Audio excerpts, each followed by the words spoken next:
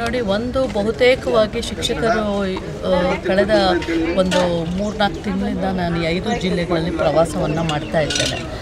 ಶಿಕ್ಷಕರ ಸಮಸ್ಯೆಗಳಿರುವಂಥದ್ದು, ಅವರು vote for OPS ಅಂತಲೇ ಕಳೆದ ಚುನಾವಣೆಗೆ ಮುಂಚೆ ಅನೇಕ ಹೋರಾಟಗಳನ್ನ ಶಿಕ್ಷಕರು ಕಳೆದ 10 ವರ್ಷಗಳಿಂದ ಮಾಡ್ತಾ ಬಂದಿದ್ದಾರೆ.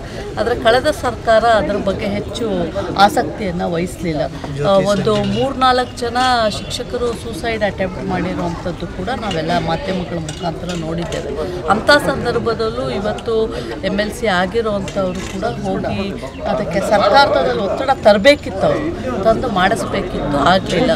ಅದಲ್ಲದೆ ಜ್ಯೋತಿ ಸಂಜೀವಿನಿ ಆಗಬೇಕು ಅಂತ ಹೇಳಿ, ಮತ್ತು ಈ ಏಡೆಡ್ ಸಂಸ್ಥೆಗಳಲ್ಲಿ ಕಳೆದ 10 ವರ್ಷಗಳಿಂದ ಹೊಸ ನೇಮಕಾತಿಗಳಿಗೆ ಅವಕಾಶ ಮಾಡಿಕೊಡದೇ ಇರುವಂಥದ್ದು, ಹೀಗೆ ಅನೇಕ ಸಮಸ್ಯೆಗಳಿದೆ. ಮತ್ತು ಪ್ರಮೋಷನ್ ಆದಾಗ primary to high school, high school to PUC promotion ಆದಾಗ ಕೆಲವು ಪೇ ಅನಾಮಲಿ, ಟೈಮ್ ಬಾಂಡ್ ಅಂತ ಕರೀತಾರೆ ಅದನ್ನು, ಅದು ಒಂದು ಸಮಸ್ಯೆ ಇದೆ. ಈ ರೀತಿ ಅನೇಕ ಸಮಸ್ಯೆಗಳು ಶಿಕ್ಷಕರದಿದೆ.